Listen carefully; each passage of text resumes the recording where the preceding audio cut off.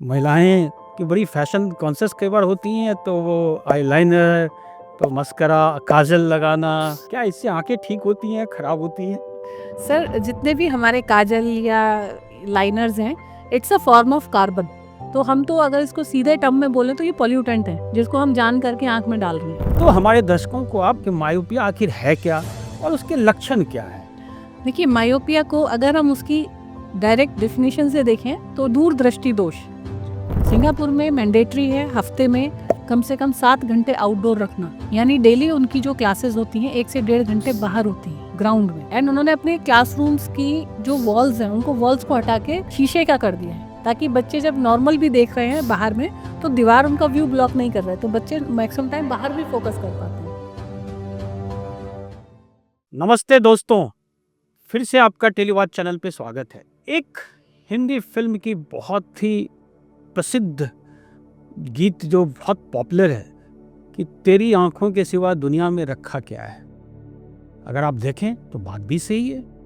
अगर पूरे human body में कोई एक अंग है जो आपको सबसे ज़्यादा प्रभावित करता है और जिसकी वजह से आपकी संवेदनशीलता सबसे ज़्यादा है, आप पूरी दुनिया को उसी से देखते हैं, तो वो आंखें हैं। बहुत सारी कहावतें हैं, आंखें चार होना, नज़रें मिलाना, नज़रें झुकाना, नज़रें चार होना, नज़रों से झुक जाना, आंखों की शर्म होना, का सब जगह आंखें हैं। चाहे रोमांटिसिज्म हो, चाहे जीवन को देखने का नज़रिया हो, संबंध हो, परस्पर संबंध हो, सभी के पीछे कहीं ना कहीं आंखें हैं। लेकिन अभी आंखें सबसे बड़ी समस्या भी बनती जा रही है। आज आप बच्चों को देखें तो सभी मोबाइल पे, टैबलेट पे, लैपटॉप पे बिल्कुल चिपके हुए से मिलते हैं। लेकिन अगर टेलीविज़न देख रहे हो, सड़कों पे जा रहे हो, ट्रैफिक सिग्नल्स हो, तो अचानक उनकी आंखें फाड़ फाड़ करके देखने लगते हैं। ऐसा लगता है जैसे उनको दिख नहीं रहा हो। अगर टीवी पे वो क्रिकेट देख रहे हैं तो आप देखोगे कि कई बार जब अचानक लग रहा है कि बिल्कुल जीतने के नज़दीक है तो चिपक जाते हैं टीवी के पास जाके, वहाँ से देखते हैं कि बॉल कहाँ से आ रहा है, कहाँ से जा रहा है। तो कहीं ना कहीं ऐसा लगता है कि उनको कहीं कोई परेशानी की शुरुआत हो चुकी है, क्योंकि बैठ करके दूर से वो नहीं देख पाते। तो बच्चों में जो ये मायोपिया है, जिसमें आप दूर की चीज़ें नहीं देख पाते, वो बीमारी धीरे धीरे महामारी का रूप लेती जा रही है। और सभी माँ बाप, सभी पेरेंट्स, यदि आपके कोई बच्चे हैं तो आप हमेशा कंसर्न रहते हैं कि हमारे बच्चे को आखिर क्यों आंखों पे चश्मा लगता जा रहा है। आप किसी स्कूल चले जाएं, प्राइमरी स्कूल जाएं, वहाँ देखेंगे कि छोटे छोटे बच्चे हैं, 2 साल, 4 साल, 5 साल के, मोटे मोटे चश्मे लेकर के स्कूल से निकल रहे हैं। वो हम किस ओर जा रहे हैं? तो आज ये बहुत ही महत्वपूर्ण विषय है जो सीधे सीधे हमारे बच्चों से जुड़ा है, सीधा सीधा हमारे भविष्य से जुड़ा हुआ है। और इन्हीं से बहुत सारे सवालात जो आपके कहीं न कहीं दिमाग में घूम रहे होंगे, उन सब का जवाब देने के लिए आज एक बहुत ही इम्पोर्टेंट शख्सियत हम सबके बीच हैं, डॉक्टर शालिनी जैन। डॉक्टर शालिनी जैन केवल आँखों की डॉक्टर नहीं है। इन्होंने, शायद बहुत कम ऐसे डॉक्टर्स होंगे जिन्होंने पीएचडी भी किया होगा। तो इन्होंने क्लिनिकल ऑप्टोमेट्री में पीएचडी भी किया, वो भी किस विषय पे? तो जो शहर के और जो ग्रामीण अंचल के जो बच्चे हैं, उनके जो रिफ्रैक्टिव जो करेक्शंस होते हैं, जो एरर्स होते हैं, वो आखिर क्यों हैं। इन्होंने एलवी प्रसाद आई इंस्टीट्यूट जो हैदराबाद में है और पूरी दुनिया के बड़ा लब्ज प्रतिष्ठित इंस्टीट्यूट है, वहाँ से इन्होंने फेलोशिप भी की। तो जो ये मायोपिया है, जो परेशानी बच्चों को होती है, उसमें इनकी महारत हासिल है।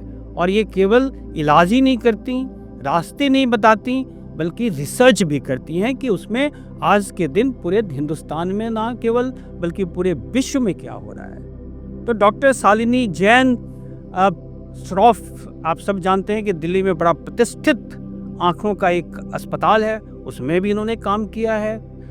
यशोदा सुपर स्पेशलिटी हॉस्पिटल में भी काम किया हुआ है और आज ये अपना एक सम्यक आई केयर क्लिनिक भी चला रही हैं। तो एक कंप्लीट अथॉरिटी जो इस विषय पे, मायोपिया पे, और खास करके पेडियाट्रिक मायोपिया, उस पे अगर दिल्ली में और देश में हैं तो डॉक्टर शालिनी जैन है। तो डॉक्टर साहब, आपका बहुत बहुत स्वागत है। Thank you.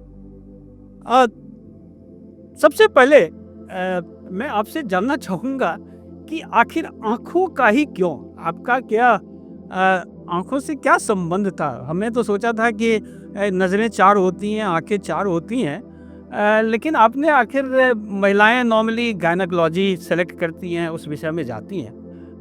अर्जुन की तरह, अर्जुन को कहते हैं ना कि उसने मछली की आँख को देख रहा था, तो आपका और आँखों का क्या संबंध था? इसके लिए मैं ये कहना चाहूँगी, जिस शहर को मैं बिलोंग करती हूँ, जी अलीगढ़, जी जी एक समय पर अलीगढ़ में एक गांधी आई हॉस्पिटल है, जो दुनिया के कुछ गिने चुने आई हॉस्पिटल्स में गिना जाता था और भारत का नंबर 1 आई हॉस्पिटल हुआ करता था। तो मेरी परवरिश वहाँ हुई। तो शुरू से ही हमारे घर में रिलेटिव्स आते रहे कि कभी किसी की आई का ट्रीटमेंट होना है, कभी किसी का आई का ट्रीटमेंट होना है। दूर दूर से लोग आते थे। उस समय कैटरेक्ट सर्जरी एक पूरा मुहिम होता था कि आई सर्जरी हुई, घर पे रुकना है, महीने भर का पूरा प्रोजेक्ट होता था। तो कोई ना कोई रिलेटिव आँख के सिलसिले में हमारे घर आते रहते थे और कभी ना कभी मेरा हॉस्पिटल जाना आना होता रहता था। तो शुरू से ही आप ये कह सकते हैं कि एक इम्प्रेशन था कि नहीं, ये फील्ड बहुत अच्छा है। और मेरे को बच्चों से बहुत लगाव था शुरू से, तो मुझे था कि पीडियाट्रिक्स में कुछ करना है और एक कहीं ना कहीं धूमिल सी इम्प्रेशन था कि डॉक्टर बनना है। बट जब आप छोटे होते हैं तो बहुत ये डिसाइड नहीं कर पाते कि नहीं, मैं पर्टिकुलरली यही बनूंगी। लेकिन वो जो बचपन की छाप होती है वो कहीं ना कहीं आपके दिमाग में रहती है और जब आप करियर सेलेक्ट करते हैं तो वो छाप फिर उभर के आती है। तो कहीं ना कहीं जहन में था कि आई केयर एक बहुत ही एक अच्छा काम है और शुरू से उस हॉस्पिटल और उन डॉक्टर्स के बीच उठना बैठना रहा। तो कहीं ना कहीं दिमाग में था कि कुछ ऐसा ही करना है। हाँ, तो ये सबसे अच्छा पेडियाट्रिक आपने किया, तो बचपना हमेशा आपके साथ अभी भी रह रहा है। तो उसी बहाने आप बचपन में रहती हैं और आंखें तो बहुत ही संवेदनशील हैं। तो मैम, मैं आपसे ये भी जानना चाहूँगा कि एक गाना भी है कि गुलाबी आंखें जो तेरी देखी। तो ये जो आजकल तो ये हो रहा है कि वो टैबलेट और लैपटॉप और मोबाइल की वजह से गुलाबी तो नहीं, लेकिन आंखें लाल हो रही हैं। तो ये क्या संबंध है, ये आंखों का लाल होना इन सब से? और सही में कुछ होता है क्या जो ये गुलाबी हो जाना? आंखों के उदाहरण बड़े दिए जाते हैं, झील सी आंखें। तो आंखों में आखिर ऐसा विशेष क्या है कि इतनी सारी उपमाएं दी जाती है? आंखें जो है हमारी आत्मा का एक विंडो है। कहते हैं ना, eye is the window of your soul. आंखों से हम बहुत सारी चीजें समझ जाते हैं। नजरों से पढ़ना। नजरों से पढ़ना, दो आंखों ही आंखों में इशारा हो गया। तो ये सारी चीजें, आंखें एक्सप्रेसिव होती हैं। लेकिन जब आंखें खराब होने लगेंगी तो इशारा भी तो समझ नहीं पाएंगे। तो वो भी इशारा है, वो भी इशारा है कि आंखें खराब गलत जगह जा रही है। और अब उस इशारे को हम समझ पा रहे हैं या नहीं समझ पा रहे हैं, वो हमारी काबिलियत पर डिपेंड। इसी का तो हमने दर्शकों के सामने आज डॉक्टर जैन को यहाँ पे बुलाया ताकि वो इशारे समझ जाइए। जी। सो जो आपने कहा कि गैजेट्स का और आंखों का लाल होना और गुलाबी होना वो रिलेटेड है। जी। बेसिकली होता क्या है, जब भी हम किसी भी गैजेट पे काम करते हैं, हम उस पर फोकस करते हैं, तो ऑटोमेटिकली हमारा जो ब्लिंक रेट है, पलक झपकने का जो रेट है, वो कम हो जाता है। हम पलक कम झपकते हैं। आप अगर गौर करें, हम कोई भी चीज़ पढ़ रहे हैं, देख रहे हैं, तो हमारा फोकस जब उस पर जाता है तो ब्लिंक कम हो जाती है। इसी को आंखें फाड़ करके इसी को आंखें फाड़ करके अगर ज़्यादा हम कॉन्शियस होते हैं तो ये ब्रेन के लेवल पे होता है। इट्स अ न्यूरोलॉजिकल रिफ्लेक्स कि जब आप फोकस करते हैं तो ब्लिंक कम हो जाती है। ब्लिंक कम हो जाती है तो आई ड्राई हो जाती है और ड्राइनेस की वजह से आंख में रेडनेस, पिंकिश होना, इचिंग, इरिटेशन, ये सब स्टार्ट हो जाता है। अच्छा, तो अब चूंकि आप पेडियाट्रिक मायोपिया की बात हम सबने करी है, तो हमारे दर्शकों को आप मायोपिया के बारे में, कि मायोपिया आखिर होता है, क्योंकि मायोपिया मेडिकल टर्मिनोलॉजी है, तो कॉमन लोग समझ सकें कि मायोपिया आखिर है क्या और उसके लक्षण क्या है। देखिए, मायोपिया को अगर हम उसकी डायरेक्ट डेफिनेशन से देखें तो दूर दृष्टि दोष, मतलब हमें दूर का कम दिखाई देता है और पास का साफ दिखता है। अगर हम लेमन लैंग्वेज में बात करें कि अगर बच्चा क्लासरूम में बैठा है तो उसको ब्लैक बोर्ड देखने में दिक्कत होगी, लेकिन अपनी नोटबुक देखने में दिक्कत नहीं होगी। तो दूर का धुंधला दिखना और पास का साफ दिखना, इसी को हम मायोपिया बोलते हैं। और जो मायोपिया है ये एक डेवलपमेंटल कंडीशन होती है। डेवलपमेंटल कंडीशन का मतलब है कि मायोपिया ज़रूरी नहीं है कि बचपन से ही हो। अच्छा। हाँ, जब बच्चे बड़े होते जाते हैं, जब उनकी हाइट बढ़ती है तो हमारी आँख की लेंथ बढ़ती है। जब आँख की लेंथ बढ़ती है तो इस तरह का दूर का दिखना धुंधला शुरू हो जाता है और नज़दीक का क्लियर दिखता रहता है। अब इसमें सबसे बड़ी प्रॉब्लम ये होती है कि इस चीज़ को ना तो पेरेंट्स ही असेस कर पाते हैं, कि उनको कोई देखने में दिक्कत हो रही है। और कई बार टीचर्स भी उसे असेस नहीं कर पाते क्योंकि बच्चे साथ वाले की कॉपी से नोट कर लेते हैं। अच्छा, बच्चे बताना नहीं चाहते कि उनको नहीं, दिख नहीं रहा है। नहीं ऐसा नहीं है एक्चुअली, क्योंकि अब इस फील्ड में मुझे काफ़ी टाइम हो गया तो बच्चों की साइकोलॉजी को मैं बहुत अच्छे से समझती हूँ। बच्चे ये समझ ही नहीं पाते कि उनको कम दिख रहा है। उनको ऐसा लगता है कि जैसा उन्हें दिख रहा है वैसे ही सबको दिख रहा है। जी। वो चीज़ तो जब हम उन्हें चेक कराते हैं तभी पता लगता है कि इस बच्चे का विजन कितना है और नॉर्मली हमारा कितना होना चाहिए। तो बच्चे जान के नहीं छिपाते हैं, लेकिन उन्हें ये पता ही नहीं लगता कि वो ये प्रॉब्लम फेस कर रहे हैं। वो तो इसका मतलब शुरुआती दौर में एजुकेट करना चाहिए कि उनको क्या दिख रहा है या फिर दिखाना चाहिए डॉक्टर को। हाँ, एक्चुअली जितनी भी हमारी इंटरनेशनल सोसाइटीज़ हैं जो पीडियाट्रिक या पीडियाट्रिक मायोपिया पे काम करती हैं या WHO, उनकी रिकमेंडेशन ये होती है कि जो फर्स्ट असेसमेंट होना चाहिए बच्चों का वो 6 मंथ्स की एज पे होना चाहिए, दूसरा 2 साल की एज में होना चाहिए और तीसरा जब बच्चा स्कूल जा रहा है उससे पहले ज़रूर असेस होना चाहिए। जब भी हम लोग ये बात कहते हैं कि बच्चे का फर्स्ट असेसमेंट 6 मंथ्स में हो या 1 ईयर सेकेंड ईयर एज में हो या स्कूल जाने से पहले हो, तो पेरेंट्स के दिमाग में एक सवाल आता है कि बच्चा तो ABCD पढ़ना नहीं जानता, वो कैसे बताएगा, आप कैसे चेक करोगे। तो मैं सबको ये कहना चाहती हूँ कि जो भी पीडियाट्रिक स्पेशलिस्ट होते हैं आई केयर में, वो इस चीज़ के लिए ट्रेंड होते हैं कि उनको कैसे एग्जामिन करना है। हमें इस चीज़ की ज़रूरत नहीं होती कि बच्चा बैठ करके ABCD पढ़े या हमें बताए। We are train to assess that. जैसे हम जब पीडियाट्रिशियन के पास जाते हैं तो वो हमें ये कैसे बताते हैं कि इस बच्चे की हाइट कम है या इसका वेट कम है, क्योंकि हमारे कुछ इंटरनेशनल नॉर्मल स्टैंडर्ड्स हैं कि उस स्टैंडर्ड में इतने महीने के बच्चे का वेट इतना होना चाहिए, इतने महीने का हाइट इतना होना चाहिए। अगर वो उससे ऊपर नीचे है तो हमें डॉक्टर्स बताते हैं। इसी तरह से हमारा जो आई में डेवलपमेंट होता है उसके भी एक इंटरनेशनल स्टैंडर्ड्स हैं कि अगर बच्चा 6 महीने का है तो उसकी आई की लेंथ कितनी होनी चाहिए, उसकी आंख में कितना रिफ्रैक्टिव एरर होना चाहिए।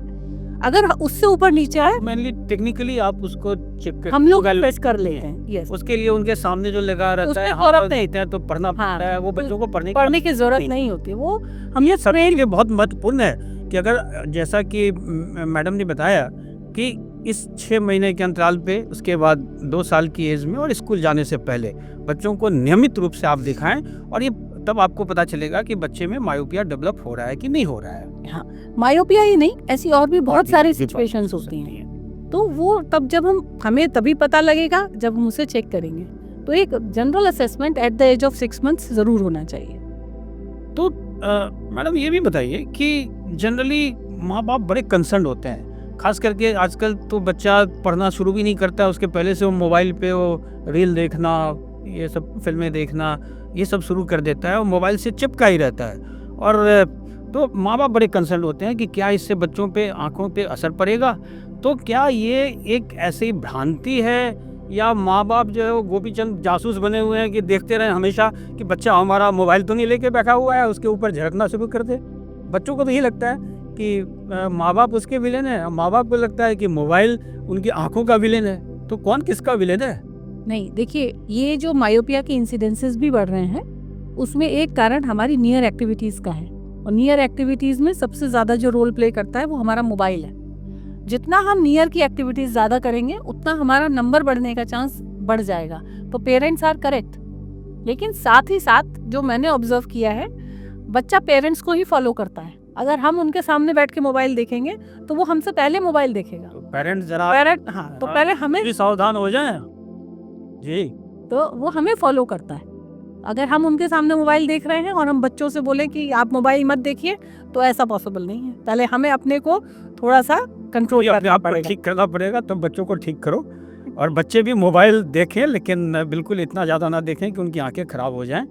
तो लेकिन ये पहला इंडिकेशन क्या होता है कि वो मायोपिया की तरफ बढ़ रहा है? कुछ ऐसा इंडिकेशन हो, लक्षण हो, जिससे माँ बाप को या उनके दूसरे लोगों को लगे कि शायद परेशानी हो रही है? बहुत सारे इंडिकेशंस होते हैं। जैसे मैंने कहा ना कि आंखें इशारा देती हैं, लेकिन हम उसे पकड़ पाते हैं कि नहीं, ये हमारी काबिलियत है। देखिए, सबसे पहले क्या होता है, अगर बच्चे को दूर का धुंधला दिख रहा है तो वो चीज़ों को अप्रोच करता है। यानी अगर उसे टीवी साफ नहीं दिख रहा है तो वो टीवी में पास जाके देखेगा। दूर का नहीं दिख रहा है तो आंखें छोटी करके देखेगा, आंखों को रब करेगा, है ना, वाटरिंग होगी, इचिंग होगी। ये सारे साइंस होते हैं कि बच्चे को देखने में डिस्कम्फर्ट हो रहा है।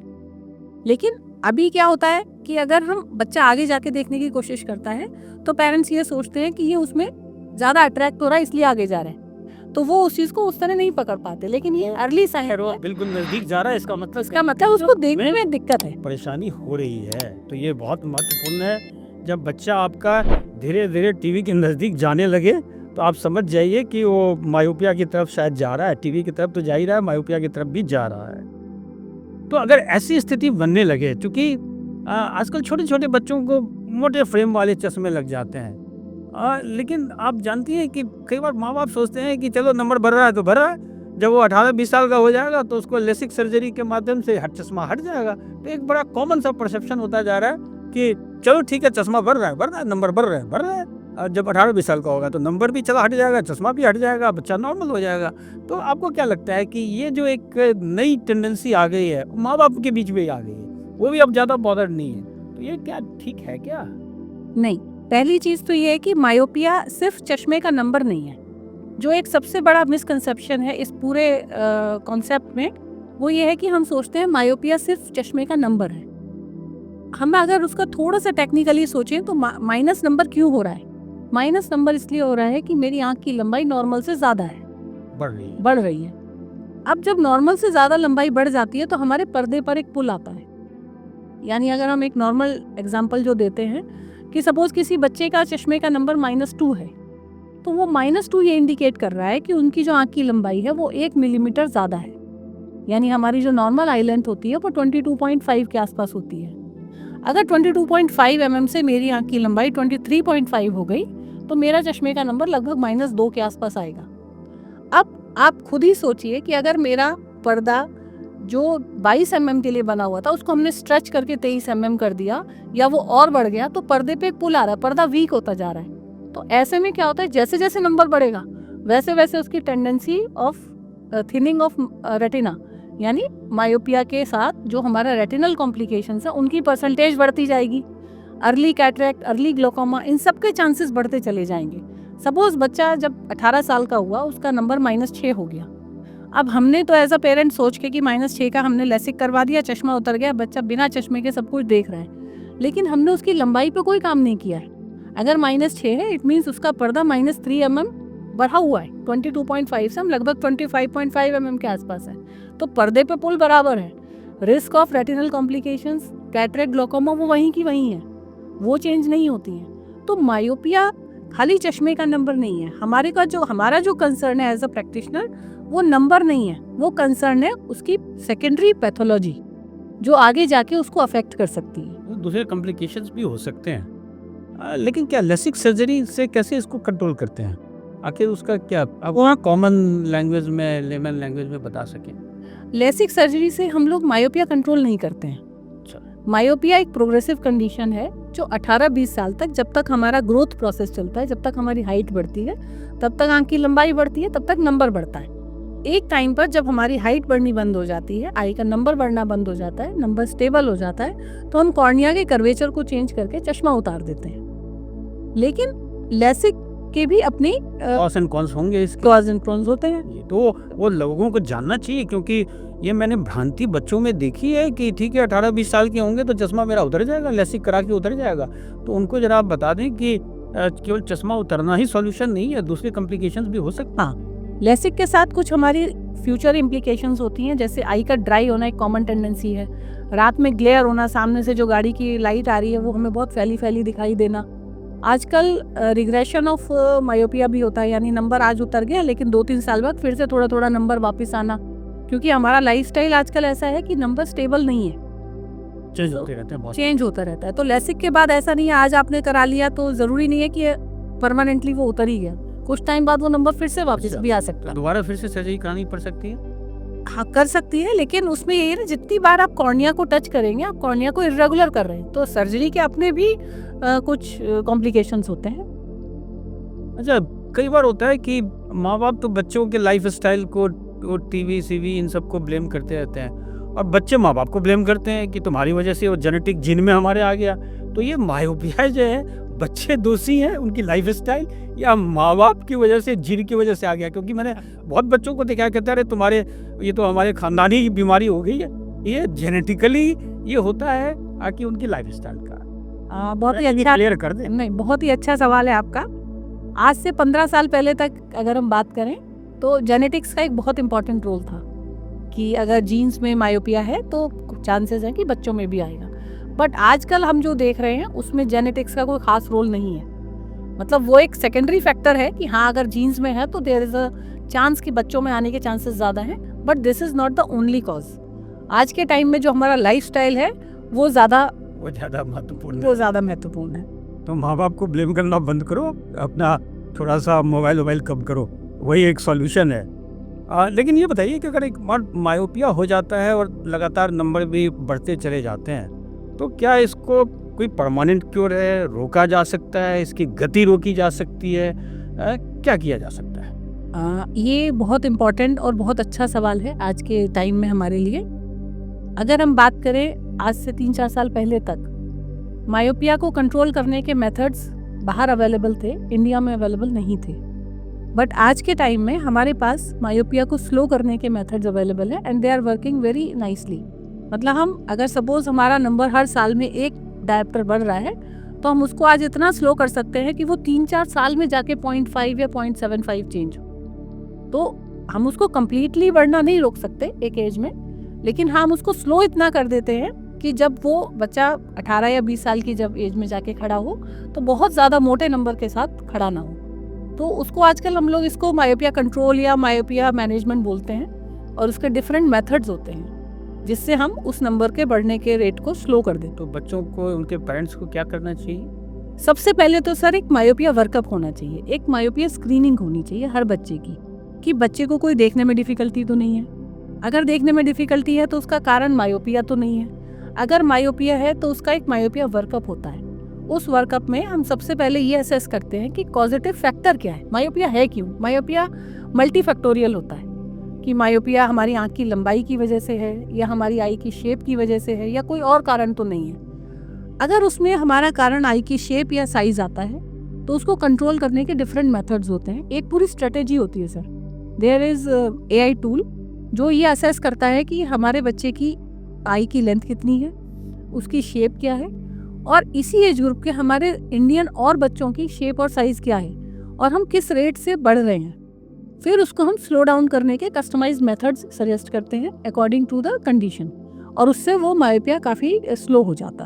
तो अब ये नए तकनीक आते जा रहे हैं कि आप मायोपिया को कंट्रोल, जो उसकी जो रेट है बहुत तेज़ी से बढ़ने की, उसको नियंत्रित किया जा सकता है। तो ये एक अच्छी खुशखबरी है और मैं समझता हूँ कि जो पेरेंट्स हैं उसको इसका फ़ायदा भी उठाना चाहिए और जैसा मैम ने बताया है कि आपको रेगुलर अंतराल पे इसकी चेकिंग, स्क्रीनिंग करानी चाहिए। तो ये बहुत ही महत्वपूर्ण है। कई बार बच्चे जो हैं ज़्यादा, बच्चे क्या, मैं तो देखता हूँ एडल्ट्स भी, वो बहुत ही ज़्यादा इंटेलेक्चुअल दिखने के लिए, सुपर कूल दिखने के लिए चश्मे लगाना चाहते हैं। तो ये जो चश्मे लगाने की एक टेंडेंसी है और बहुत लोगों को आपने देखा होगा कि दिन में भी वो गॉगल्स लगाते हैं। तो ये क्या ठीक है क्या? ये गॉगल्स लगाना, ब्लैक चश्मे लगाना, ये केवल बच्चों की बात नहीं है, ये बड़े लोग भी या कई बार फिल्मी हीरो वगैरह को देख करके वो दिन में रात को भी कई लोग जो है वो गॉगल्स लगा के घूमते रहते हैं। ये आंखों पर उसका कोई असर पड़ता है? नहीं, एक्चुअली देखिए, अगर हम दिन में गॉगल्स लगा रहे हैं तो इट इज़ हेल्पफुल क्योंकि वो यूवी प्रोटेक्टेड होता है हमारे उसमें। देखिए आजकल हम सभी लोग ग्लोबल वार्मिंग और उस पर बात करते हैं, तो ग्लोबल वार्मिंग में क्या हो रहा है कि हमारी जो ओजोन लेयर है वो डिप्लीट हो रही है। जब ओजोन लेयर कम हो रही है तो यूवी का जो इंटेंसिटी है अर्थ पे वो ज़्यादा है और यूवी हमारी आंखों के लिए खतरनाक होती है। सो उससे हम लोग मैकुलर डीजनरेशन या पर्दे के चेंजेस में चले जाते हैं। अगर हम बाहर जाते हैं तो इट इज़ मैंडेटरी कि हम यूवी ब्लॉक ग्लासेस लगाएं। जो लोग रात में सन ग्लासेस लगाते हैं, आपने कई बार देखा होगा क्रिकेटर्स रात में लगा के, वो फैशन के लिए नहीं लगाते। Those are Polaroid glasses. मैं तो सोचता था कि वो फैशन के लिए नहीं। पोलरॉइड क्या होता है, हमारी जैसे लाइट की रिफ्लेक्शंस है ना, मल्टीपल डायरेक्शंस में जाती हैं। तो पोलरॉइड ग्लासेस क्या करते हैं, उसको स्ट्रीमलाइन कर देते हैं। अब आप कैच पकड़ रहे हैं, ऊपर से हेडलैम्प जल रहा है तो आपका कैच छूट जाएगा। तो वो जो पोलरॉइड ग्लासेस होते हैं वो आपकी ग्लेयर आपको डिस्ट्रैक्ट ना करे। तो कई बार ये खाली फैशन के लिए नहीं होते, हीरो बनने के लिए नहीं है। तो वो आप जरा देख लें, उसको कम, जहाँ पे आपको ग्लेयर कम करना हो वहाँ के लिए है। मैम, आपने मायोपिया के बारे में तो बहुत सारी जानकारी दी, लेकिन ये भी बताइए कि मायोपिया कितने प्रकार का होता है? कहते हैं कि वो लो, मॉडरेट, हाई ये होता है। आखिर ये क्या होता है? लो क्या होता है, हाई क्या होता है? कब लोगों को ज़्यादा चिंतित हो जाना चाहिए? लो, मॉडरेट और हाई मायोपिया डिपेंड करता है नंबर पे। जैसे अगर हम इंटरनेशनल कैटेगरी देखें तो अप टू -3 हम लोग बोलते हैं कि लो मायोपिया है। -3 से -6 के बीच में मॉडरेट मायोपिया और -6 से ऊपर हाई मायोपिया। -6 से ज़्यादा तो मतलब कुछ दिखता ही नहीं होगा कि दिखता है? नहीं, बिना ग्लासेस के तो नहीं दिखता है, डिपेंडेंस बहुत हाई होती है, क्योंकि -6 का मतलब है कि पेरिफेरी बहुत ही पास है। अरे मैम ये बताइए, इससे मेरे दिमाग में क्वेश्चन आ रहा है कि जिस ज़माने में कभी चश्मे वगैरह नहीं हुआ करते थे, तो मायोपिया अगर मान लो कोई ट्रीट किया ही नहीं, चश्मे भी नहीं पहना, तो क्या उसको दिखता ही नहीं होगा? पहली ट्राइबल एरियाज हैं कई सारे। हाँ, मायोपिया देखिए क्या है कि मायोपिया भी हमारे डेवलपमेंट के साथ ज़्यादा डेवलप हो रहा है। अगर हम इंटरनेशनल सर्वे की बात करें, 1999 में जब ग्लोबल सर्वे हुआ था प्रेवलेंस ऑफ मायोपिया पे, तो पूरे ग्लोब में मायोपिया की जो प्रेवलेंस थी वो 4.9% थी। यानी हम सिंपल वर्ड्स में बोले तो 100 बच्चों में 4.9 बच्चे, लगभग 5 बच्चे मायोपिक थे। जब वो सर्वे दोबारा 2020 में हुआ तो 30% है उसकी प्रेवलेंस। इतना बढ़ गया? हाँ, यानी 100 में से 30 बच्चे। और अगर हम इसी स्पीड से बढ़ते रहे तो हमारा ग्लोबल सेंसेक्स ये कहता है कि by 2050 the prevalence of myopia will be 50%। 50% means every second child will be using a high minus number. इतने फास्ट रेट से हम लोग बढ़ रहे हैं। It's a pandemic, it's more serious than COVID. ये तो कोविड से भी खतरनाक होता जा रहा है। तो जैसे WHO ने कई सारी बीमारियों के लिए किया था, तो मायोपिया के लिए कोई ऐसा उनका प्लान नहीं सर, चल रहा है इंटरनेशनली, ये लोग इस पे बहुत काम कर रहे हैं। इसको मायोपिया मैनेजमेंट या मायोपिया कंट्रोल बोलते हैं, और इंटरनेशनली लोग इस पे काम कर रहे हैं। It's a very serious thing. सबसे पहले लोगों ने इस चीज़ को सिंगापुर में असेस किया, आज से 15 साल पहले। अचानक से उन लोगों ने ये चीज़ नोटिस की कि क्लास में बच्चों का जो चश्मे वाले बच्चों का नंबर है वो बढ़ता जा रहा है। तब उन्होंने उस चीज़ को असेस करना शुरू किया, और आज की डेट में सिंगापुर को कैपिटल ऑफ मायोपिया बोला जाता है। ये हालत है वहाँ? यस, अराउंड 5 to 15 ईयर्स की एज के ग्रुप के बच्चे, वहाँ पे प्रेवलेंस रेट 80% है टुडेज काउंट। मैम बाकी विदेशों में, वेस्टर्न कंट्रीज में क्या पोजीशन है सर मायोपिया, और इनके ऊपर क्या काम हो रहा है? Sir they are using different myopia control methods. Myopia control methods में सबसे इम्पॉर्टेंट होता है हमारा लाइफस्टाइल, एनवायरमेंटल मॉडिफिकेशंस। अगर एनवायरमेंटल मॉडिफिकेशंस की हम बात करें तो देयर आर 3-4 फैक्टर्स जो हेल्पफुल होते हैं। पहली चीज़, लॉट ऑफ आउटडोर एक्टिविटीज़। हमें बच्चे को बाहर 2 से 3 घंटे खेलने जाने देना चाहिए। No to digital gadgets, no mobile, no tab. कोई भी कंप्यूटर, लैपटॉप हमें वर्क नहीं करना है उसके ऊपर। लेकिन ऐसा प्रैक्टिकली कई बार बड़े बच्चों के साथ पॉसिबल नहीं होता है, 6-7 क्लास के बच्चों के साथ। तो हम लोग एक चीज़ कहते हैं कि अगर बहुत ज़रूरी है, कोई स्कूल का काम आ रहा है, आपको करना है, तो use a bigger screen, use desktop और laptop, that too an arm's length distance. हाँ, ये मैंने बच्चों में भी देखा है। और जो प्रोफेशनल्स होते हैं, जो कंपनीज में काम करते हैं, जब आप ऑफिस में होते हैं तो आपका टेबल चेयर होता है, तो एक डिस्टेंस पे लैपटॉप या आप कंप्यूटर रखते हो। लेकिन वही आदमी जब घर आता है तो बिस्तर पे लेट के बिल्कुल अपनी आंखों के सामने लैपटॉप रखता है और तब काम करता रहता है। हाँ, ऐसे ही बच्चों को मैं कई बार देखता हूँ कि वो रूम में बिल्कुल डार्क कर देंगे, सारी लाइट्स बंद कर देंगे और लैपटॉप सामने रखेंगे। ऐसे लगता है जैसे चोरी छिपे कुछ देख रहे हो, बस तो लाइट केवल वहीं पे निकल के सामने आता है, डिम सी लाइट आती तो है। ये सर पॉजिटिव फैक्टर होता है, क्योंकि लॉट ऑफ नियर एक्टिविटीज और उसमें आप स्ट्रेस के साथ देख रहे हो, लाइट कम करके, ये भी एक फैक्टर है। प्लस हम लोग आजकल पेरेंट्स को एक चीज़ सजेस्ट करते हैं कि बच्चों की जो स्टडी टेबल है उसको आप खिड़की या बैल्कनी की तरफ शिफ्ट कर दीजिए। उससे क्या होगा कि बच्चा जब भी पढ़ते पढ़ते फोकस शिफ्ट करेगा तो वो दूर तक देखेगा। हर बार ये पॉसिबल नहीं होता है कि बच्चा बाहर जाए, लेकिन हमारा फोकस चेंज होकर बाहर जा सके। तो आज तो आपने वास्तु का भी एक बड़ा अच्छा नियम बता दिया कि जो खिड़की है उसके सामने टेबल चेयर रखें, ताकि वो दूर कम से कम किसी बहाने तो बाहर देख लिया करे। तो एक बहाना मेरे बाहर देखने का। और सर विटामिन डी डेफिशिएंसी जो आजकल हमारे अर्बन बच्चों में मैक्सिमम होती है, vitamin D deficiency myopia progression के साथ रिलेटेड है। अगर बच्चे में विटामिन डी की डेफिशिएंसी है तो उसके बहुत हाई चांसेस हैं हाई माइनस में जाने के। तो हमें विटामिन डी की डेफिशिएंसी का भी ध्यान रखना है। इससे फिर मैं एक विषय पे आता हूँ। आप बहुत सारी आँखों के ऊपर तो आप जानती हैं कि जब से पूरी सभ्यता है तब से कुछ ना कुछ काम हो ही रहा है, और आँखें तो सबसे संवेदनशील हमारा अंग माना जाता है। तो पहले से चला आ रहा था, कई सारी कहावतें हैं जो आँखों के ऊपर हैं। लोगों के मन में कई सारी भ्रांतियाँ भी हो सकती हैं, या शायद हो सकता है सही भी हो। लोग कहते हैं कि आप नंगे पाँव सवेरे अगर घास के ऊपर चलोगे तो आपकी आँखें बड़ी तेज़ हो जाएंगी। ये सब बहुत सारी चीज़ें हैं। कई बार मैं देखता हूँ कि लोग जो है वो आलू या ये सब चीज़ें अपने खीरा अपनी आँखों के ऊपर रखते हैं, कई लोग शहद, रोज़ वाटर ये अपनी आँखों में डालते हैं।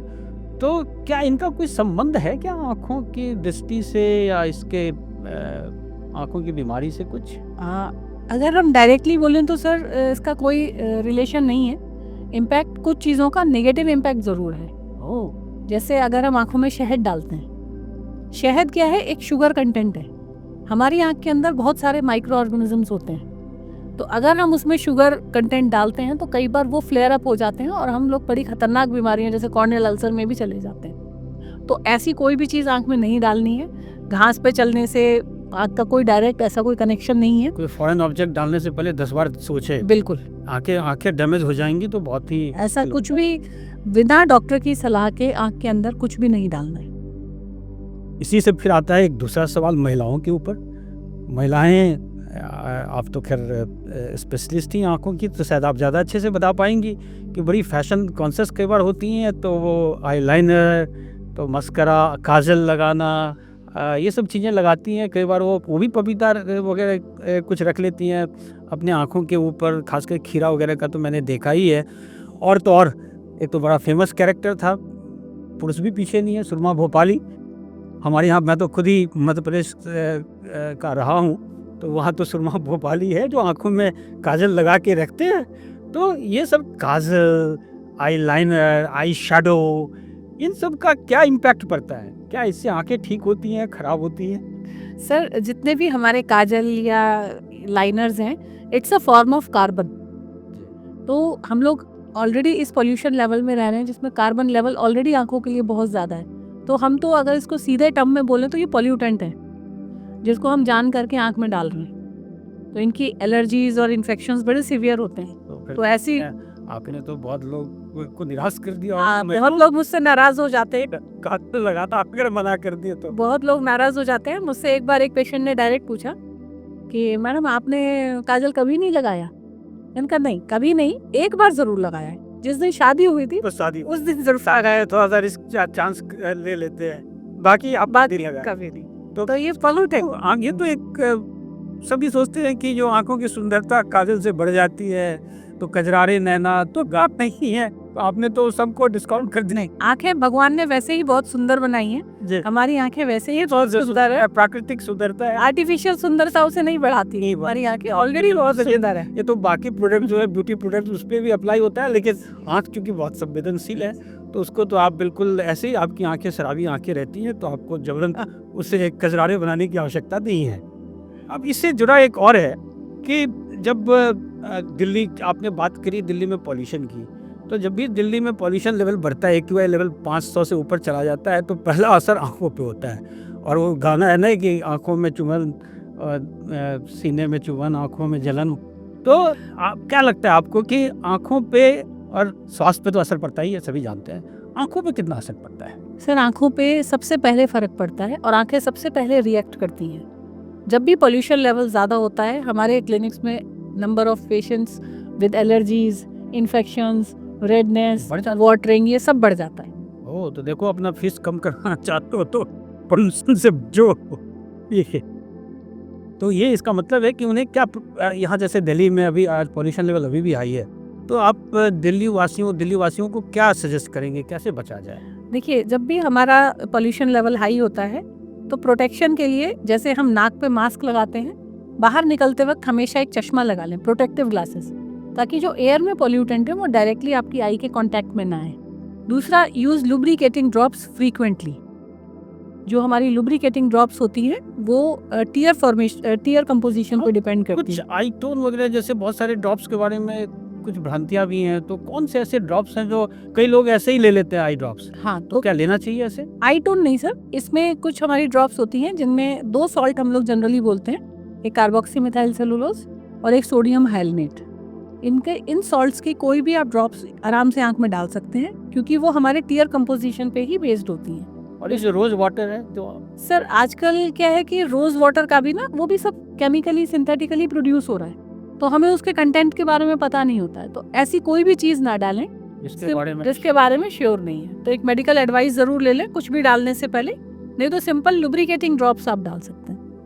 अब हम आते हैं दूसरी तरफ कि जैसे आपने डाइटरी हैबिट्स के बारे में बात की थी, तो कई लोगों के मन में ये चीज़ें हैं कि शायद वो बादाम खाने से, जैसे कहते हैं कि दिमाग आ जाता है, तो सौंफ, बादाम या काली मिर्च, इन सब को ऐड करके मिश्रण बना लो, पाउडर, उसका डेली सेवन करो तो आंखें तेज़ हो जाएंगी। लीफी वेजिटेबल्स हैं उसके बारे में तो कहते ही हैं, तो डाइटरी हैबिट्स के बारे में आप क्या कहना चाहेंगे? सर ये जो हैबिट्स हैं ये अच्छी हैबिट्स हैं, क्योंकि जैसे हमने कहा कि हम बादाम खा रहे हैं, अखरोट खा रहे हैं, इन सारी चीज़ों में ओमेगा 3 फैटी एसिड होता है। तो ओमेगा 3 फैटी एसिड हमारी आँखों के लिए, हमारी टीयर फिल्म के लिए बहुत इंपॉर्टेंट है, साथ साथ हमारे हार्ट के लिए और हमारी मसल्स के लिए इम्पॉर्टेंट है। तो ये अच्छी चीज़ है डायरेक्टली आँख के लिए भी। प्लस जितने भी हमारे लीफी वेजिटेबल्स हैं या हमारे कलर्ड फ्रूट्स हैं, सीजनल वेजिटेबल्स हैं, इन सब के अंदर जितने भी कलर्ड पिगमेंट्स होते हैं ये एंटीऑक्सीडेंट्स होते हैं, और एंटीऑक्सीडेंट्स हमारी रेटिना की हेल्थ के लिए बहुत इंपॉर्टेंट होते हैं। तो इन सारी चीज़ों का इंटेक हमें करना चाहिए अपने खाने। क्या नहीं खाना चाहिए बच्चों के लिए विशेष रूप से? Preserve foods, junk food, pizza, burger, इस तरह की चीज़ें नहीं खानी चाहिए, क्योंकि इसमें कोई भी न्यूट्रिशनल वैल्यूज़ नहीं है। ये सब जंक है, इसका नाम ही जंक है। जंक का हिंदी का मतलब होता है कहीं ना कहीं आंखों को भी असर करता है। प्रिजर्वेटिव्स हमेशा अफेक्ट करते हैं। अब हम आते हैं कुछ एक्सरसाइजेज और योगा पे। मैम, एक जनरल लोगों के मन में है कि जो एक प्रिंसिपल है 20-20-20 नियम, तो ये 20-20-20 नियम क्या है और इससे आंखों को क्या फ़ायदा पहुंचता है? ये 20-20-20 रूल जो है ये बहुत ही इम्पॉर्टेंट रूल है, और आज के टाइम में जहाँ पे हम सभी लोग डिजिटल डिवाइसेस पे काम करते हैं उनके लिए ये एक बहुत ही इम्पॉर्टेंट रूल है। इसमें 20-20-20 का मतलब होता है कि every 20 minutes take a break for 20 seconds, look at a target 20 feet away from you. So जब आप 20 फीट अवे देखते हैं तो क्या हुआ, जब आप स्क्रीन पे देखते हैं तो इंटरमीडिएट डिस्टेंस पे देख रहे हैं, अब लगातार ऐसे ही देख रहे हैं तो स्ट्रेन हो जाता है। जब आप यहाँ से दूर देखते हैं तो it's a relaxation exercise for your muscles. So ये एक एप्लीकेशन भी होती है जिसको हम डाउनलोड कर सकते हैं। उसमें हर 20 मिनट में कार्टून पॉपअप हो जाता है 20 सेकेंड के लिए। उतने 20 सेकेंड में आपकी कंप्यूटर स्क्रीन लॉक हो जाती है। उस 20 सेकेंड आपको कुछ नहीं करना है, तो आपने 20 फीट अवे दूर देखना है। तो ये सभी के लिए बहुत ही महत्वपूर्ण सूचना मैडम ने दी है कि 20-20-20 नियम का पालन करें। इससे आपकी आंखों का एक रेगुलर एक्सरसाइज होगा। इसी से जुड़ा है कि हमारे यहाँ जो मेडिटेशन में भी कहा जाता है कि आप किसी एक बिल्कुल पॉइंट पे फोकस करें और अगर मेडिटेट करें और कम से कम 10 मिनट तक उसको बिल्कुल पलक झपकाते हुए उसको देखते ही रहें, किसी लॉ को। तो ये मेडिटेशन में, योगा में भी ये दिया हुआ है, इसको शायद त्राटक बताते हैं। तो उसमें अगर आपकी आंखों से पानी गिर रहा है तो गिरने दें, जो भी हो रहा है होने दें। तो इसका कुछ फ़ायदा होता है? सर इसमें थोड़ा सा मेरा ओपिनियन डिफरेंट है, क्योंकि हमारा जो नॉर्मल ब्लिंक रेट होता है 1 मिनट में हमें कम से कम 20 to 25 टाइम्स ब्लिंक करना चाहिए। हर 2 सेकेंड में हमारी एक ब्लिंक होनी चाहिए। अगर हम ब्लिंक नहीं करते हैं तो आई ड्राई हो जाती है। ड्राइनेस की वजह से वाटरिंग, इरिटेशन, ये और कॉर्निया ड्राई हो जाती है, उससे और भी सेकेंडरी प्रॉब्लम्स होती हैं। तो फोकस करिए, मेडिटेट करिए, वो फोकसिंग को बढ़ाएगा, बट ब्लिंक को करते रहिए। ब्लिंक करते रहे ना। एक और एक्सरसाइज है जो कई बार कहा जाता है कि आप उंगली सामने रखें, दाहिने ले जाएं, फिर बाएं ले जाएं। तो ये सब एक्सरसाइजेज हेल्प करती हैं? सर ये एक्चुअली क्या होता है, हमारे ये आई मूवमेंट्स होते हैं जो 9 डिफरेंट डायरेक्शंस में मूव करते हैं। तो ये सिर्फ एक मूवमेंट के लिए होता है, बट हाँ एज सच कोई बहुत ज़्यादा इसका इम्पैक्ट हमारे, अगर हम बोलें कि चश्मे के नंबर के साथ या विजन के साथ है तो नहीं है। हाँ, आई मसल्स, क्योंकि कई बार हम कुछ मसल्स को यूज़ नहीं करते हैं, तो आप जब रोटेट करते हैं तो वो सारी मसल्स जनरल जैसे एक्सरसाइज होता है उस टाइप से आंखों का भी एक्सरसाइज है। इसको दृष्टि से नहीं, इसको हम नंबर या विजन से कोई संबंध नहीं है। मैम, अब जबकि बच्चे अब बिल्कुल ही बाहर नहीं जा रहे हैं, फील्ड में भी नहीं जा रहे हैं, और वयस्क लोग भी ऑफिस में ही काम करते हैं, तो जो पहले बच्चे मैदान में जाते थे, धूप में, हवा में घूमते थे, वो लगभग ख़त्म ही सा होता जा रहा है। तो लगता नहीं है कि अब स्कूल्स में 2-3 क्लासेज ऐसे कर देने चाहिए, जैसे हम लोग बच्चे थे तो हम लोग के आउटडोर क्लासेज होते थे, या तो एक्सरसाइज करने हम लोग जाते थे। तो अब कम से कम आंखें बचाने के लिए बच्चों के 2-3 पीरियड्स ऐसे कर दो जब उनको मैदान में ले जाओ और मैदान में ही रखो, ताकि वो प्रकृति को भी देखे और उसकी आंखें कम से कम ठीक रहें। ऐसा कुछ हो सकता है क्या? सर ये ऑलरेडी सिंगापुर में लोग कर रहे हैं जी। सिंगापुर में मैंडेटरी है हफ्ते में कम से कम 7 घंटे आउटडोर रखना, यानी डेली उनकी जो क्लासेस होती हैं 1 से 1.5 घंटे बाहर होती हैं ग्राउंड में, बहुत ताकि अच्छा है। यस, एंड उन्होंने अपने क्लासरूम्स की जो वॉल्स हैं उनको वॉल्स को हटा के शीशे का कर दिया है, ताकि बच्चे जब नॉर्मल भी देख रहे हैं बाहर में तो दीवार उनका व्यू ब्लॉक नहीं कर रहा है, तो बच्चे मैक्सिमम टाइम बाहर भी फोकस कर पाते हैं। तो ये सारी चीज़ें हमारे यहाँ भी होनी चाहिए। इनफैक्ट मैं कई बार हमारे यहाँ जो पेरेंट्स आते हैं या टीचर्स आते हैं स्कूल के, तो मैं उनको यही बोलती हूँ कि हमारे यहाँ ये डिजिटलाइजेशन पे हम लोग इतना ज़्यादा फोकस कर रहे हैं छोटी क्लासेस में, जहाँ पे अगर हम उसे अवॉइड कर सकते हैं तो it is better for kids. At least थोड़ी तो डिस्टेंस एक्टिविटीज़ हो, थोड़े तो आउटडोर एक्टिविटीज़ हों, तो थोड़ा सा हम लोगों को इस चीज़ पे काम करना चाहिए कि बच्चा कम से कम 2 से 3 घंटे बाहर खेलने जाए और कम से कम डिजिटल यूजेज करे। आउटडोर एक्टिविटीज़ बढ़ाना तो बहुत जरूरी है। विवेकानंद जी ने भी कहा था कि अगर स्वस्थ रहना है तो फुटबॉल खेलो। तो अब आपने जैसा कहा कि अगर आंखें स्वस्थ रखनी है तो बाहर जाओ, प्रकृति के नज़ारे जो हैं उनको लो, ये बहुत आवश्यक है। तो ये स्कूल में भी और पेरेंट्स को भी देखना चाहिए कि बच्चों को टाइम टाइम पे वो बाहर कम से कम ले जाएं। तो ये बहुत महत्वपूर्ण है। अब एक आप ना केवल मायोपिया की दृष्टि से बल्कि सभी एज में आंखें स्वस्थ रहें, उसके लिए आप क्या टिप्स देना चाहेंगी सभी को, हमारे दर्शकों को? देखिए, हमारे हर डिफरेंट एज ग्रुप्स की आई में रिक्वायरमेंट्स डिफरेंट होती हैं। जैसे जब बच्चे होते हैं तो हम कहते हैं पेरेंट्स को कि उनको हर 3 to 6 मंथ्स में एक बार चेक कराइए कि कोई इशू डेवलप तो नहीं हो रहा है। कई बार होता है कि बच्चा जब पहली बार चेक कराने आता है तो वो बिल्कुल ठीक होता है, जब 6 महीने बाद आता है तो कोई ना कोई नंबर या कुछ इसमें डेवलपमेंटल इश्यूज आ जाते हैं, जिसको हम मायोपिया या कोई और रिफ्रैक्टिव एरर बोलते हैं। जैसे ही हम लोग एक एडल्टहुड में आते हैं या वर्किंग प्रोफेशनल्स बन जाते हैं, तो आजकल हमारा ये जो IT कल्चर है ये बहुत ज़्यादा है। तो ऐसे में नंबर तो नहीं बढ़ता है, लेकिन हमारा स्ट्रेन, प्रेशर, ये सारी चीज़ें बढ़ जाती हैं। तो उनमें हम लोग एक डिजिटल सिंड्रोम को फेस करते हैं, जिसको हम कंप्यूटर विजन सिंड्रोम या डिजिटल विजन सिंड्रोम बोलते हैं। तो उसमें हम लोग यही सजेस्ट करते हैं कि आप थोड़ा थोड़ा बीच में अपने फोकस को स्विच करते रहिए। तीसरा, जब हम एल्डरली एज ग्रुप में या 40 से आगे जब चलते हैं तो हमारी और systemic health issues like diabetes, BP, ये सारी चीज़ें हमें घेर लेती हैं, और इनका इम्पैक्ट खाली बॉडी पे नहीं, हमारी आई पे भी होता है। तो उसमें जब हम शुगर या BP को जब चेक कराते हैं तो साल में एक बार रेटिनल चेकअप भी कराना ज़रूरी होता है कि इस तरह का कोई चेंज आई में तो डेवलप नहीं हो रहा है। क्योंकि अगर आई में चेंजेस होते भी हैं तो फर्स्ट इंस्टेंस में हमें विजन में कोई इम्पैक्ट नहीं महसूस होता है, वो टाइम के साथ आता है। और सबसे इम्पॉर्टेंट ये है कि साल में एक बार अपना आई एग्जामिनेशन ज़रूर कराएं। और एक जो सबसे बड़ा मिथ है जो हम लोग जनरली फेस करते हैं, हमारे पास किसी भी एज ग्रुप के पेशेंट आते हैं, पूछते हैं आपने आई चेकअप कब कराया था, तो कहते हैं अभी हमने 6 महीने पहले ही चश्मे की दुकान पे आई चेकअप कराया था। तो एक जो भ्रांति है, हम साइट चेक और आई चेक को एक ही चीज़ समझते हैं। वहाँ साइट चेक हो रहा है, आई चेक नहीं हो रहा है। ये बड़ा कॉमन सा मैं देखता हूँ, हर चश्मे की दुकान पे वो आई चेकअप कराना शुरू कर दिया इन्होंने, और वे मान लेते हैं कि आपका हमने number that is number checkup only, it's not eye examination. नहीं है। आई एग्जामिनेशन प्रॉपरली होता है दवाई डालने के बाद, आपकी रेटिनल हेल्थ कैसी है, आपकी ओवरऑल कोई साइलेंट कोई चेंज तो नहीं चल रहा है, तो वो साल में एक बार हम सबका हर एज ग्रुप में होना चाहिए। तो ये एक सभी अपने अपने आई जरूर चेकअप करा लें। और चूँकि चश्मे की बात आती है तो चश्मे के बारे में भी लोगों के मन में कई सारे क्वेश्चंस रहते हैं कि कुछ चश्मे होते हैं जो लेंसेज होते हैं वो बहुत ही कॉस्टली होते हैं, 20-20, 25-25 हज़ार के होते हैं, और उसमें बहुत सारी बातें बताई जाती हैं कि ये सब एडवांटेजेस है। तो क्या लेंसेज से उसके आई के हेल्थ पे कोई असर पड़ता है? हाँ, डेफिनेटली पड़ता है सर, क्योंकि अगर हमारा जो भी लेंस है अगर वो कॉस्टली है तो उसके कुछ फीचर्स होते हैं जो क्वालिटी कंट्रोल से होकर के निकलते हैं, जैसे रिफ्रैक्टिव इंडेक्स कितना है, कितना वो लाइट की एंट्री पास कर रहा है, UV को कितना ब्लॉक कर रहा है, या उसमें एंटी ग्लेयर प्रॉपर्टी कितनी है, उसका ब्रेकेज प्रॉपर्टी क्या है।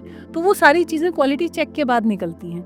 अगर हम ऐसे ही कोई भी लेंस यूज़ कर रहे हैं जिसके हमें इन चीज़ों के बारे में पता ही नहीं है, तो उसका एडवर्स इफेक्ट आँख पे होता है, क्योंकि लाइट की एंट्री अगर ज़्यादा हो रही है, हमारे पर्दे को हार्म तो नहीं कर रहा है, ग्लेयर ज़्यादा तो नहीं प्रोड्यूस कर रहा है, तो उसमें क्वालिटी, जैसे हम और चीज़ों के लिए क्वालिटी कॉन्शियस होते हैं, हमें लेंसेज के लिए भी क्वालिटी कॉन्शियस होना चाहिए। मैम, आपने संभवतः आप यूनिक होंगी इस फील्ड में जिन्होंने PhD किया हुआ है, और वो भी PhD किया है जो शहरी और जो देहात के जो बच्चे हैं, स्कूली बच्चे हैं, उनके आँखों का क्या इम्पैक्ट पड़ता है। आपने इन्वायरमेंटल फैक्टर्स की भी बात की, तो आपके रिसर्च से आपने क्या पाया, क्या जो शहर, अर्बन और रूरल, इसका इम्पैक्ट पड़ता है आँखों पे भी? डेफिनेटली पड़ता है सर। जब मैंने अपनी ये PhD का मेरा ये टॉपिक था, तो जब हमने ये रिसर्च किया तो अराउंड हमने 7000 किड्स अर्बन और 7000 किड्स रूरल असेस किए, सेम एज ग्रुप के, तो उसमें हमने ये देखा कि जितने हमारे गांव में बच्चे हैं आज भी, उनमें इंसिडेंस ऑफ मायोपिया या अदर काइंड्स की आई इश्यूज बहुत कम है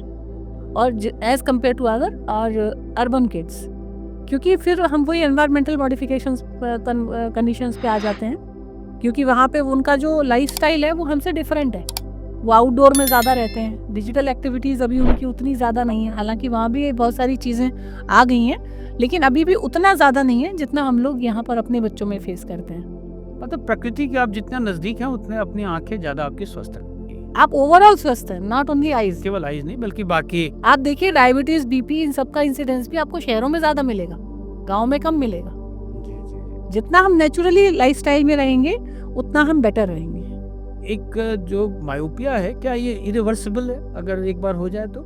हाँ सर, क्योंकि मायोपिया हमारा आई की लेंथ जब बढ़ गई तो उसको हम वापस नहीं ला सकते, उसको फर्दर बढ़ने से तो रोक सकते हैं। जैसे अगर किसी बच्चे की हाइट 4 फीट हो गई तो हम किसी भी तरीके से उस 4 फीट को 3.5 फीट नहीं कर सकते। हाँ, आगे की उसकी हम जो आई की लेंथ है उसको हम स्लो कर सकते हैं। तो मैम आपने पीएचडी भी किया, आपने फेलोशिप भी करी और रिसर्च में आप लगातार जुड़ी हुई हैं। इसके बाद आपने जो सम्यक आई केयर सेंटर खोला, जो कि सेंटर ऑफ एक्सलेंस भी है मायोपिया के क्षेत्र में, खास करके जो पेरियाट्रिक मायोपिया के क्षेत्र में।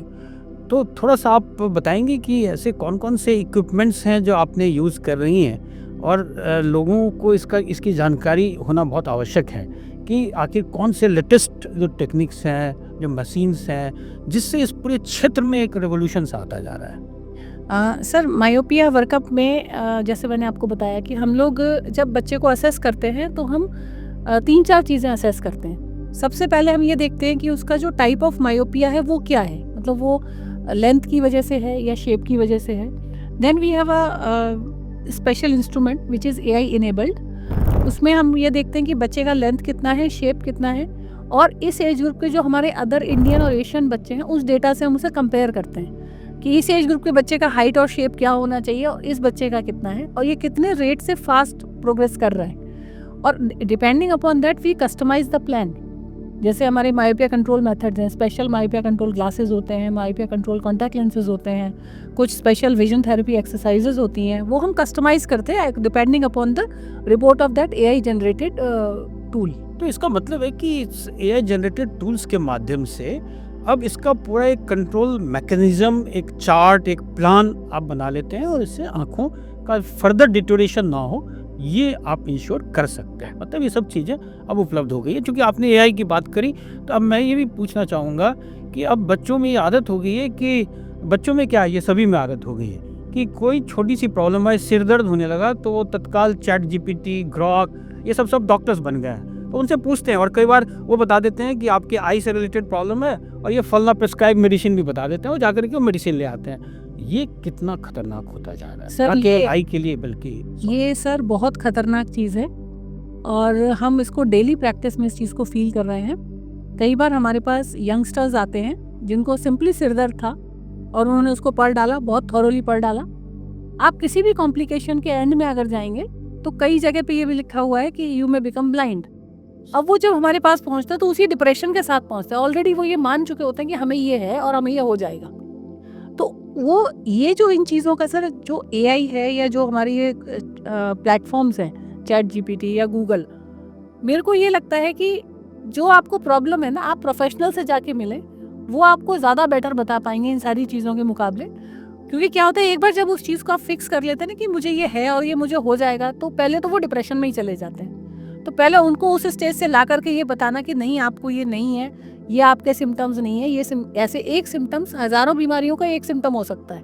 तो ज़रूरी नहीं है कि अगर मुझे सिर दर्द है तो मुझे ट्यूमर की वजह से ही सिर दर्द है, वो सिर दर्द किसी और वजह से भी हो सकता है। तो मेरा सिर्फ सभी लोगों से ये कहना है कि जो हमारे प्रोफेशनल्स हैं, जो अपना इतना टाइम लगा करके पढ़ करके आते हैं, उसको गूगल या ChatGPT कॉम्पीट नहीं कर सकता। आपको कोई भी परेशानी है, आप शहर में रहते हैं या कहीं पर भी रहते हैं, जाकर के उस फील्ड के माहिर से जाके मिलिए और अपनी कंफ्यूजन को क्लियर करिए। ये बहुत महत्वपूर्ण है, क्योंकि मैं केवल, ये तो हेल्थ बहुत ही इंपॉर्टेंट है, आपके लिए बहुत महत्वपूर्ण है। और अगर आप ChatGPT, ग्रॉक और इन सब से सोचते हैं कि AI एक टूल है केवल, ये आपको प्रिस्क्रिप्शन आपको नहीं देता, डायग्नोज नहीं करता। डायग्नोसिस के लिए आपको डॉक्टर के पास ही जाना पड़ेगा, मैम के पास ही जाना पड़ेगा। तो ये आप उसको एक टूल बतौर ही इस्तेमाल करें। ये बहुत बड़ी भ्रांति होती जा रही है। हाँ। सभी ये सब प्लेटफॉर्म जो है डॉक्टर बनते जा रहे हैं। बहुत तो इसको डिफिकल्ट हो गया है, जरूरी- बहुत डिफिकल्ट है। जी कहीं ना कहीं इसमें कोई कंट्रोल या कुछ आना चाहिए। जी, मैं बिल्कुल आपसे सहमत हूँ। ये बहुत आवश्यक है, खास करके ये सीधे हेल्थ से जुड़ा हुआ मसला है। केवल ऐसा नहीं है कि आप कुछ और कर रहे हैं। और हेल्थ के मामले में तो मैं समझता हूँ कि बहुत ही केयरफुल रहने की आवश्यकता है। तो अब मैं अंत में मैम, आपने बहुत सारी समस्याएं, बहुत सारे क्वेश्चंस जो लोगों के दिमाग में रहते हैं, खास करके बच्चों के लिए रहते हैं, मायोपिया के लिए रहते हैं और उनके हेल्थ को लेकर के रहता है, उसका आपने काफ़ी अच्छा समाधान किया, बड़े अच्छे जवाब भी दिए। और अंत में अगर आप हमारे दर्शकों से अपने आँखों के लिए, देखभाल के लिए, कि उसको चश्मा लगे ही ना और लग जाए तो उतर जाए, तो इसके लिए आप एक कोई संदेश देना चाहें जो उनको फॉलो करना चाहिए। मेरा एक ही संदेश है कि हमें 2 चीज़ें अपने लाइफ में ज़रूर ऐड कर लेनी चाहिए। सबसे पहले, जितना हम अपने लाइफस्टाइल को नेचुरल और सिंपल रख सकते हैं, जितना हम अपने आप को गैजेट से दूर रख सकते हैं, वो करना चाहिए। और साल में एक बार अपनी आई के चेकअप ज़रूर कराना चाहिए। हमें इस चीज़ का वेट नहीं करना चाहिए कि मुझे तो कोई प्रॉब्लम नहीं है या बच्चे को कोई प्रॉब्लम नहीं है, सब सही दिख रहा है। सही दिखते हुए भी कई बार साइलेंट प्रॉब्लम्स हो सकती हैं। तो जैसे हम और चीज़ें अपना एग्जीक्यूटिव चेकअप कराते हैं, उस तरह साल में एक बार अपनी आई चेकअप भी ज़रूर कराएं। तो मैम ने बड़ा अच्छा संदेश दिया कि be natural, be human. Helen Keller ने कहा था कि nothing can be worse than having eyes but no vision, कि आपकी आंखें हों लेकिन दृष्टि ना हो। तो ये आज इस पूरे एपिसोड का मकसद ही यही था कि आपकी दृष्टि जो है वो बढ़िया। एक कहावत भी है कि दूरदृष्टि पक्का इरादा। तो आपने अगर इरादा कर लिया तो आपकी दृष्टि, जो दूरदृष्टि है, जो हम लोगों ने आज पूरा जिक्र किया है, वो आपकी बढ़ जाएगी। और आपने महाभारत में, गीता में देखा होगा है, उस समय तो दिव्य दृष्टि हुआ करती थी। संजय मेरा भी नाम है, लेकिन संजय जो है महाभारत वहाँ से देख सकता था। तो मैं मैम आपका बहुत बहुत धन्यवाद। Thank you. और मैं आश्वस्त हूँ कि आज दर्शकों ने, जिन्होंने इस प्रोग्राम को देखा है, वो लाभान्वित होंगे।